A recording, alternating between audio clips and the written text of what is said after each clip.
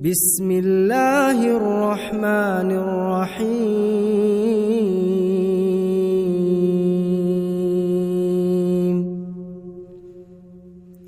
عم يتساءلون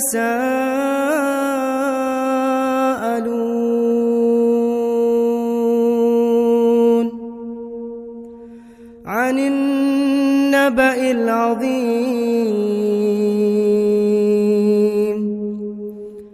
الذي هم فيه مختلفون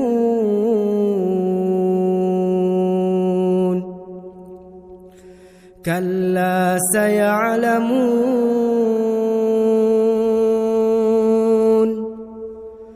ثم كلا سيعلمون ألم نجعل الأرض مهادا والجبال أوتادا وخلقناكم أزواجا وجعلنا نومكم سباتا وجعلنا الليل لباسا وجعلنا النهار معاشا وبنينا فوقكم سبعا شدادا وجعلنا سراجا وهاجا وأنزلنا من المعصرات ماء ثجاجا لنخرج به حبا ونباتا وجنات ألفافا إن يوم الفصل كان ميقاتا يوم ينفخ في الصور فتأتون أفواجا وفتحت السماء فكانت أبوابا وسيرت الجبال فكانت سرابا إن جهنم كانت مرصادا إن جهنم كانت مرصادا للطاغين مآبا لابثين فيها أحقابا لا يذوقون فيها بردا ولا شرابا إلا حميما وغساقا جزاء وفاقا إنهم كانوا لا يرجون حسابا إنهم كانوا لا يرجون حسابا وكذبوا بآياتنا كذابا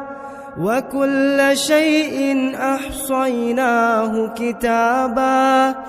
فذوقوا فلن نزيدكم إلا عذابا إن للمتقين مفازا حدائق وأعنابا وكواعب أترابا وكأسا دهاقا لا يسمعون فيها لغوا ولا كذابا جزاء من ربك عطاء حسابا رب السماوات والأرض وما بينهما الرحمن لا يملكون منه خطابا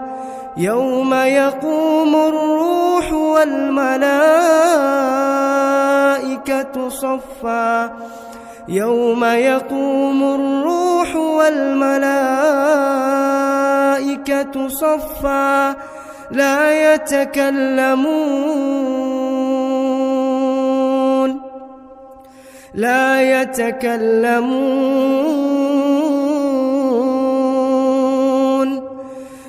يتكلمون إلا من أذن له الرحمن وقال صوابا ذلك اليوم الحق فمن شاء اتخذ إلى ربه مآبا إنا أنذرناكم عذابا قريبا يوم ينظر المرء ما قدمت يداه ويقول الكافر يا ليتني كنت ترابا.